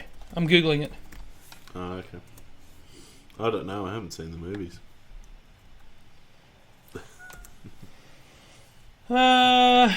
Or is it November 21st, 1955? Oh, good lord. Who knows? 1955, I mean. When did lightning strike clock? No. November 12th, 1955. Fuck, I'm so good. Alright, I'm just going to leave. I'm going to cut that last part out there. Anyway. And so Danji has been tasked with fixing the with the clock. Mm-hmm. And he's pretty upset that he's got to do some work. But he knows that the work needs to be done so he can play Cardfight Vanguard against all his friends. And Yuyu is playing, and he's struggling. He's making some mistakes, and that's because he's got COVID. Or at least some variant on COVID, some strain. He must have the Wonder Hill strain. It's just really funny that they've put a sickness episode in. I feel like any TV show that does a routine sickness episode now has to be really careful not to make it seem COVID-like. Do you know what I mean? Yeah, it's just like, did he do his COVID testing? Like, yeah, it's like it's on the nose. Like, he knew he was getting sick. He should have done the right thing and gone and got tested and not come down to the school, or to the playground or wherever. Like, he was symptomatic the day before. Like, dude, do the right thing, get tested, isolate until you're 14 days or until, your test results come back. One or the other. Now, Zuxa is doing a painting, but he can't seem to capture the light of Eos. Whatever the hell that meant. Yep. and Tamari comments that she doesn't get that either, but, whatever. While this is happening, though, Yuyu dies. He just, keels over. Everyone is horrified. Everyone's freaking out over him, carking it. But he's fine. He's the picture of health. He says, no, don't stress, everyone. I'm totally fine. But keeps, blocking out and bleh. And, Danji, this is where we get, the most acting from Danji ever.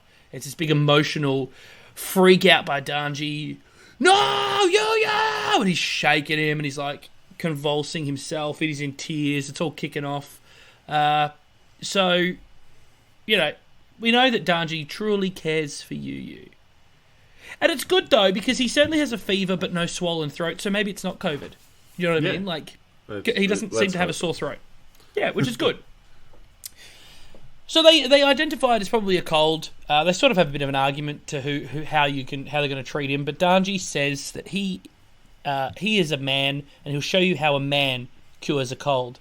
So, Ryan, I'm going to ask you about the 3 following things. And tell me, is this what you do when you have a cold? And you may not remember, when was the last time you had a cold? Yeah, a couple of years, probably last year or so. Yeah, it's been a while, right? Yeah. It's been a while because you just don't go outside. No. So, all right, here we go, Ryan. All right, hit me. Let's see how manly I am. So would your mother smother you with a cold compress to the point where you start choking on the compress? No, I can't say that. My mother loves me, so I don't think she would. Okay, try all right. and kill Well, okay, maybe she does the second one. Yep. Forces you to drink raw eggs. me. No, can't say I've ever drunken raw eggs. Doesn't Well, seem I wouldn't fun. say, and you wouldn't say drunken. You'd say, can't say I've Drunk. ever drank. Yeah, that's my bad. It's English. But that's okay. That's all right, right? Well, someone had to call you out on it. Thanks. All right. Well, the final one, Ryan, which I know that your mum definitely must have done, Oh, definitely. choked you out with leek. Got a leek, wrapped it around your throat, and just squeezed until you basically turned to blue. I assume. Of course, she went down to the local Coles and local supermarket. Went down and went, I'll have 1 leek, please, so I can choke my son. Came back home, choked me with a leek, and then child services came round and... Yeah, that No. was a shame for your poor mum. yes. So- No, never been choked by a leek. So there we go. So I can't ever say that you've been cured with a manly cure. No. So we now have... So Seto Kaiba and Danji argue about who's going to be the better parent. Basically, they both know what's best for Yu. Megumi cracks the sads and says, look, we have to take him to a doctor, you bloody dupes. What are you supposed to do with that? So they take him to a hospital instead. Mm-hmm. Like, they don't just go down to the local GP or you know, like their standard Allied Access Health down the road, which bulk bills. They go to a hospital, as you do. And we discover that his fever was actually brought upon by stress. So, Yes. not the standing out in the rain for God knows how long, which gave him a cold. No. The stress of watching Toya lose, I guess, made Sure. him sick. Yep. You know, he has like that like phantom pregnancy thing going on. Toya was like clearly upset, so Yu's just like, I'll be upset on your behalf. But we find out that the beds are also full at the hospital, so they can't possibly treat him there. That's probably because of COVID running rampant, so they need all the beds for all the COVID patients. So, you know, Danji goes, all right, well, let's just ring Yu's parent. Mum. Doesn't have a dad as far as I can tell. We'll call his mum and his sisters and we'll get them to look after him. So he rings them. Well, they're at the hot springs, aren't they? They're living it up. They're having a ball. Yeah, they're having a And they've holiday. left. They're having a holiday. But Yu didn't want to go on holiday. He wanted to stay behind and play with his friends. Yes. Yeah. How idealistic that is of him, you know. What a good boy. But anyway, his mum and sisters are upset, but they couldn't possibly leave. Like, they can't come home to look after him. That's a ludicrous concept. They're already here. Like, he'll be right, won't he? No, we just had to take him to the hospital. Yeah, but is it COVID though? Yeah. And we don't really want to get that. We're at the hot springs. It's just man flu, you know. You know, get over yourself. So, you know, Danji's loaded him up in his sidecar. Megumi's staring at him. And I turned to you, Ryan, and said, $100 says she's going to get herself sick just to look up. So Danji looks after her. No sooner that was said, she comments that she's going to have to make herself sick so Danji will look after her. Yeah. Wow. All right. Yeah, okay. Okay, so it's just... Okay, so she clearly... Does she love him? What's the story here? Like, It's got to be is that something. what it is? It better be something. It better be Yeah. something. Right, anyway. Mm-hmm. Danji goes to the grocery store or the chemist, whatever you want to call it, and he needs to buy some things in order to make Yu feel better. He's got a list in front of him. Mm-hmm. And on that list are apples and leeks for a sore throat. So we actually have it confirmed he has a sore throat now. Mm-hmm. So, something to consider. He needs a jelly sports drink if he has no appetite. I don't know what that is. A jelly sport drink. I'm guessing it's like your Powerade, your Gatorade. Right. A A hydrolyte of some description. Hydrolytes, yes. Okay, all right, I'll accept that. Yep. The other thing he needs to buy Yu from the shops is don't get him worked up. Mm-hmm. So he has to buy a packet of Don't Get Him Worked Up. I don't quite know what that is, but I'm sure he can find it on the shelves. So he also grabs a few other things like some classical music to play because classical music makes you feel better, and a teddy bear, a giant teddy bear. Yeah. So, because he's 2 years old. Yeah. So the fever really has him knocked out, and this is actually the part I realised I misread my notes, but this is the part where Megumi actually says that she ought to catch a cold. This is where she looks at him and says, God, I better get sick.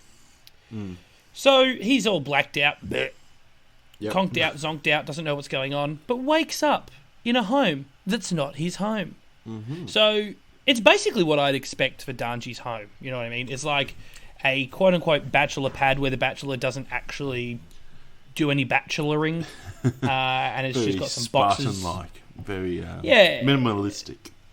Well, minimalistic, full of junk. Yeah. He's got boxes stashed around. He has a pet turtle. Yes. That's pretty cool. It is cool. That's pretty cool. And so they do a bit of a chatting, and this is where Danji decides he needs to make Yu some food. He's going to cook him something. Now, we know that he's a man about town. He can handle himself, we assume, in the kitchen as well. And this is where we get the title of the episode. He makes him homemade, doesn't say what it is, but the inference is that it's this runny porridge. Because it looks like the rice pudding sort of porridgey sort of thing going on. And he pickled the plum himself, and it just made me think of that episode of The Simpsons where Mr. Burns makes a cake for Homer and for getting into the golf club, and Homer doesn't show up, so he gives some to Smithers, and Smithers is like, and he's like, I pickled the figs myself. Like, it's just really funny that he says that, and it's all I pictured when Danji says I pickled the plums myself. It's just funny. I pickled the figs myself. So I just pictured Mr. Burns saying that to Smithers, because Yu has the exact same reaction. He hates it. Like, he chokes it down, pretends to like it. I don't know what he could possibly have done to make a porridge bad, but here we are. Yep. Now, he says a comment that everyone says they're sour, but he doesn't seem to... Like, it doesn't read like he's saying it about the plum. Like, he says it really somberly. So, I don't know if that... And there's another comment a bit later that I hope I wrote down, but it seems... It sort of was like I don't know, he seemed quite down about the whole thing, like he was in thought. Again, like a parallel to Toya, so who knows? We'll get something there. I thought it might be some family thing, but again, we don't know nothing. Could be a family thing. So now we find out that everybody has rocked up at Danji's place of residence. Megumi doesn't seem overly thrilled that he lives in some weird looking apartment, but everyone has come to check up on Yu. So they all come inside. He's all like, "Whoa, what are you guys doing here?" And Danji is, and Yu offers them to make themselves comfortable. Can he get them something? And Megumi cracks it, like, "Do not offer hospitality in a home that's not yours, bro." And everyone sort of looks at her like, "Settle down." And she's like, "Oh, that was silly of me." So she clearly hates Yu to some degree because of the weird relationship going on between him and Danji. Because we get a lot of that, and there's a bit later where we get some again those weird sexual elements that it feels unnecessary that they keep jamming that down our throats. Because remember, we're watching an anime about a card game, and so far we have no indication that this is a card game in this episode. Yeah, pretty much. So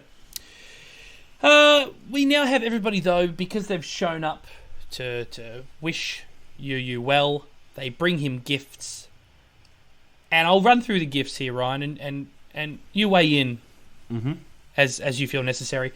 So Tamari Seto gets him a doctor's outfit, but it is for a girl because lol, Yu dresses like a girl. Yep. Well done. Yeah. Now, bit of fun, bit of comedy. Comedy helps. She could wear it. Who knows?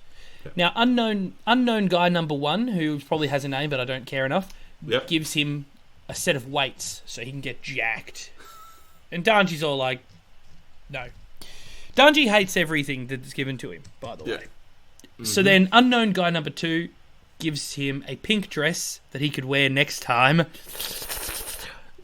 Yep, Gross. that was very weird. Why are we doing that? Why are we overly sexualizing a young boy in a girl's clothing? I mean, come on. You know he's a boy. And he doesn't like it. It's not like this is something he likes. We know he doesn't like it. So it's this weird, I don't know, weird fantasies, man. Zuxa gives him a CD that is already playing. Like, that's the same one. So it's up to Megumi to come to the rescue, who made it clear that she hates and loathes and detests Yu. So she's shit in a box and hands him a box that she has shit in. No, she gives him a box which looked like it had cards in it. Like, it looked like a box full of cards. Turns out it was. Now, Danji is okay with everyone coming over because it's made Yu feel better, but don't do it again. Now, we basically get basically it's like, okay, it's bath time and all of that, I think, is now. No, not quite bath time yet. So now it's basically everyone's gone home. And they're fighting over whether Yu is truly better or not. Yu says he is. Danji says you need your rest. Yeah. So they're going through their cards and everything, and Yu picks up the bow base, I think his name is, from the Keta Sanctuary card, and he has his like little Vietnam flashback about Toya. And so this is the part where they comment, oh, this is the fight that made him sick. He doesn't like that Toya was suffering, so it just made him sick. Sympathy, sickness. Yeah. Sure. Good stuff. Not the fact he stood in the rain. But anyway, I'm more inclined to believe the other part, I guess. Yeah. And now we get our card fight. Hey, we got a fight on the bed. They had to cram it in. They managed to find out how to do it. Oh, look, they're playing just like anybody else would, you know. They're half-assedly playing, you know. Yeah, while doing something else. Yeah, they're doing other stuff. And, you know, they talk about what type of music Danji listens to, and he says, mature music like jazz, lol jokes. I don't listen to that trash. Like, unnecessary, like, bit. But now we get an absolute parallel about the anime and Cardfight Vanguard, and this was funny. Like, you know how we've had it in the past where we're like, okay, the writers are obviously taking jabs at the fact that this anime is not about Cardfight Vanguard anymore. We get Yu and Danji, right? They're playing, but they're doing the laundry. And Danji's doing it, and Yu jumps up to help. They would rather fold laundry than play the game that this anime is based around, because Yu says, oh, I forgot to think about it. Like, he says, I forgot to think about the game we were playing. It's like we're actually watching the writers write the episodes directly. The writers are sitting there, and the camera's on them, and they're doodling, and someone says, hey, are we supposed to be doing this about Cardfight Vanguard? And he goes, oh god, I forgot to think about it. Ooh, that is literally what it is. And so... Yeah. And then we get a really long, drawn-out Evangelion elevator scene where you get Asuka and... Oh my god, I've forgotten her name. Oh. Asuka Evangelion... Oh no, what's her name? What's the other chick? Oh, the angel hair. Yeah, the yeah. Yeah. Does it start with an N? No. I've lost. The girl. Ray Ayanami, that's the one. Okay, so we cut here, Nathan, do this again. So now we get treated to a long, drawn-out Evangelion elevator scene with Asuka and Rei. I mean, not quite. It's just them sort of standing there, doing their bit. But there's music playing. It's not like the elevator scene where there was no music. But it just sort of just draws on with nothing happening and no one says anything. So that's another thought to another famous anime, like The Simpsons. Now we go back to the game, and obviously Danji wins, and he says that he really loves Vanguard, but I don't believe you, because you preferred to do the laundry. Yeah, Danji, so don't even... When we play, we don't do other things. What was that? Motorcycle. Right. So yeah... Yeah, we don't... Yeah, we you're play. Right. We just go, oh, can someone help me do the washing? I'll do that later. after the I finished my game, middle. all right? Yeah, Yeah. we're not going to just get up and... That's, welcome to the real world, where you grown up so you can make those decisions. So this is the part now. It's bath time. All right, here we go. This is going to be some sort of depravity scene. It's not, because Yu does his like pouty, I'm a baby face, and says that he wants to play Vanguard instead, and Danji relents and plays again. So we shift across. We shift across now to Masanori though. We get Masanori's head, and he's watching Toya Ibata play again, who's looking like a psycho. He does. Do you know what I mean? He looks like a real psychopath, and like Masanori's like, oh yeah, good. He remembers what he used to love. So obviously what he'd forgotten is that he was a psychopath. But he remembers like how to come back into his like element of murder and psychopathic rages. Vibes. Yeah, he comes back to his serial killer vibes because he was destroyed by a child. Yeah. So a child beat him in a card game, and he goes, "That's right, I like murder." Mm-hmm. So this is a part where I didn't like this again. Again, now we're just wasting our time. Yu wakes up in the morning, and there's Danji with his shirt halfway up, hand down his pants. He's holding his phone. He's probably been watching porn all night. It's just such an... it's just like a total... I get it. That's like, welcome to the... That's what people do. But you're doing it for that factor again. We're sexualizing all of our characters. Okay, if we have to. But I actually translated it. So the Google phone has a really great ability to translate text. Like it takes the photo and it translates it for you. So I translated it. It is all just remedies for people who are sick. Like it talks about lemon and honey and all of that other stuff. So, which was cool. Okay, so he was looking up remedies. He was looking up how to actually treat the kid properly, not like his pretend ones. So that was cute, I guess. But them waking up to each other is just getting weird, and we get another tickled moment, like a tickle moment, like where now that Danji's woken up and he sees Yu and he goes along and he tickles him in the back, and it's all like, let's be weird with a 12-year-old. And we find out though that Danji clearly likes his eggs fried and not fertilized, because Yu gives him a plate of fried eggs, and oh boy howdy, how happy are we? But super exciting. Breakfast is interrupted as Tomari breaks into their house with a pair of tweezers, I think. What did she break in with? A hairpin? Hairpin. It was a hairpin. It was a hairpin. Break into the house, and just to prove that criminals can do it. So, and then, it's all, hey, you shouldn't be doing it, you're a cop. And then they mentioned that breakfast wasn't enough breakfast. What does Yu want for breakfast? He's a healthy boy. Let's celebrate. Rara, what do you want? He wants ramen. You can't have ramen for breakfast. Yes, you can. Of course you can. You can have ramen for breakfast. So they go to the ramen house. They have their ramen. Danji and Yu have to one up each other, having their bowls over bowls over bowls over bowls. And the episode ends there with them having a cheeky go over each other with the bowls of ramen, how many they could possibly eat. And we find out episode 7 is called Like a Fish and Water. I cannot wait to see how the plot continues to fail to develop. Ryan, I'm just going to come out and say it, that this anime is heading down the right way to just be a trash anime with no real plot. I'm going to have to agree with you. It still looks amazing. It's still beautiful drawings, beautiful animation. It's just, oh my god, I just want something. Like, give me at this something. point, I get it, you're trying to tell us, like this is the thing. They want to tell us, they want to show us an anime, like a proper anime, okay? Cool. I totally dig it.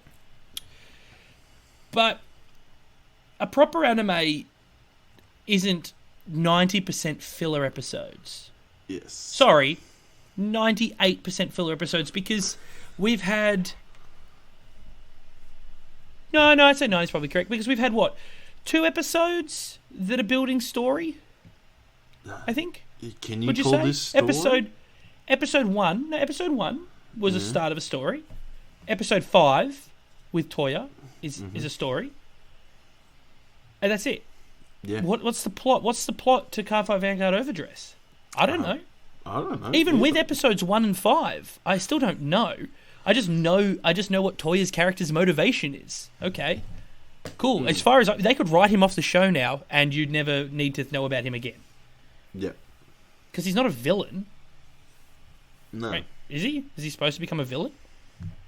The- And this episode was all about Yu being sick and Danji being a dickhead until the very last 10 minutes. Not even the last 5 minutes, where he actually turns out he's been looking up proper ways to look after a sick child.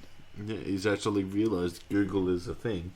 Though, again, don't Google your remedies and your sickness and your symptoms.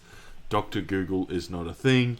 But look, we've had an episode where they fight off construction workers with water guns. We've had a wrestling episode which was because also Tamari could meet a famous wrestler. Yep. I don't even remember what episode 2 was. Oh, episode 2 was all about Danji and Yu having a romance. Yep. And now this episode's about Yu being sick.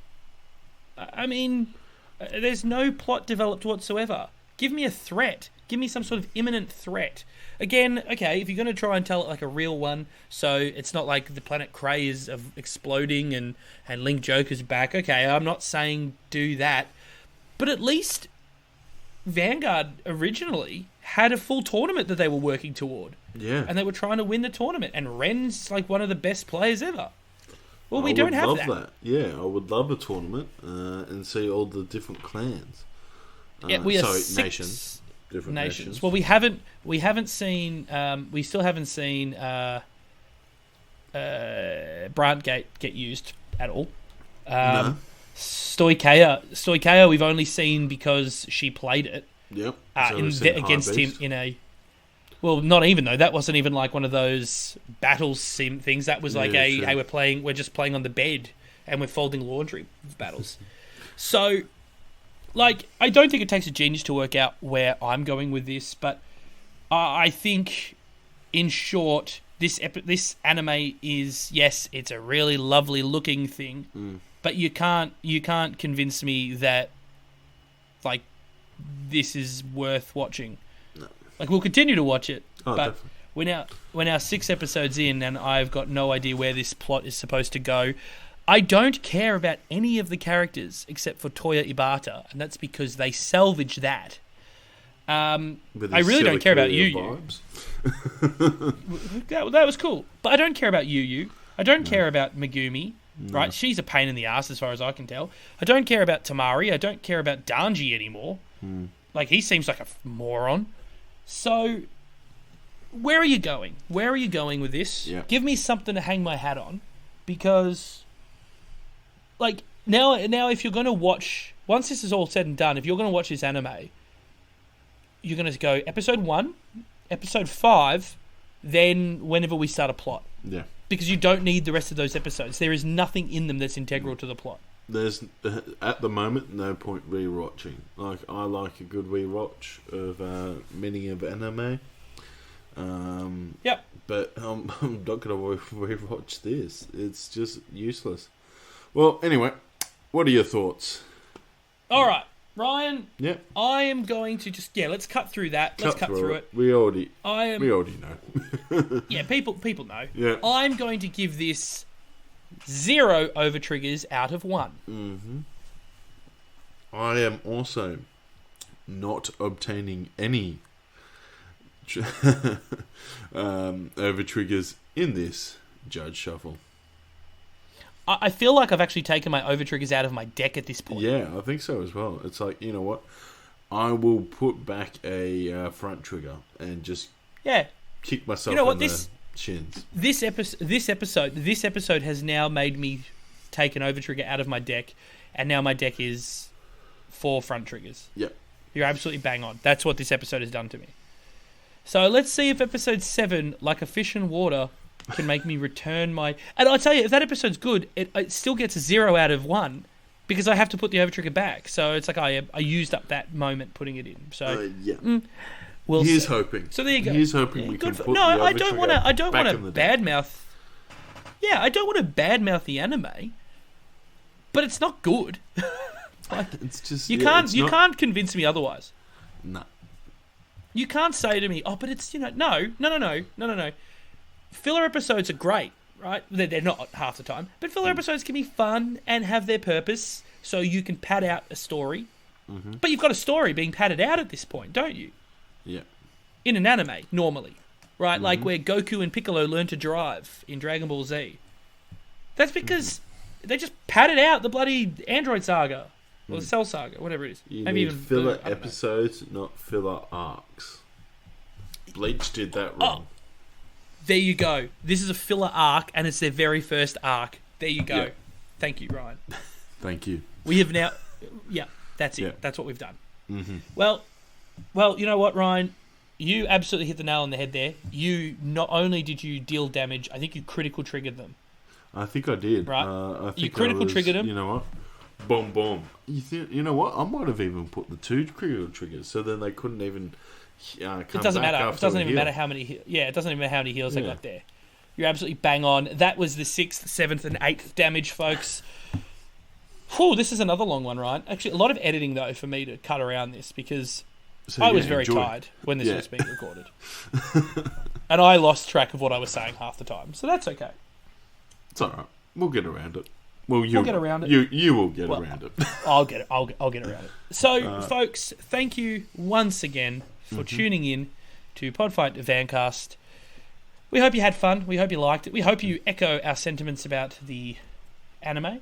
And we hope you go and check out our video, because we put some effort into it. Yeah. Oh, I had lots of fun. I showed my parents. It was like, this did is you? great. Have a look at this. I was very excited. I was very giddy. Get them to like it and subscribe I to the channel. should. I should. If they had a YouTube page. Oh, Get them a YouTube page. yeah. But we have a YouTube page. It's Podfight Vancast. Just search that on YouTube. We have a Twitter. That's at Podfight Vancast. We have a TikTok, which we still haven't used yet. But that is... And because we can't get any packets now, they're all sold out. Yeah, they're all sold out. They're all sold out. That's at Podfight Vancast. And we have a Gmail that you can send a Gmail email to, which is podfight@gmail.com. It can also be a regular email. It doesn't have to be straight from Gmail, so you can just send us mail. And, that about wraps up the show for this week. Yeah, I hope you all obtained the cards that you wanted. If you got it, sorry, giving you good vibes for the people that haven't got it yet. But Yep. here's hoping you get it soon. Enjoy, have fun, enjoy creating your new decks. As we said earlier, send us some deck recipes. I would love to know. I want to hear them. What your plans are. My plans are a bit up in the air at the moment, but one day I'll tie it down and see what we do. But anyway, having fun. And that's all this game is about. And you know what else is about fun, Ryan? Mm-hmm. Ending the podcast. Play the music.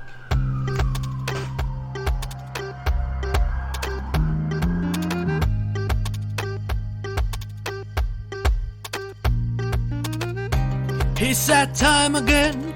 Time to say goodbye to a friend. Oh, don't cry, for we will ride again. Dry your eyes. Well, we will ride again. No sighs. We'll be back next week, my friends.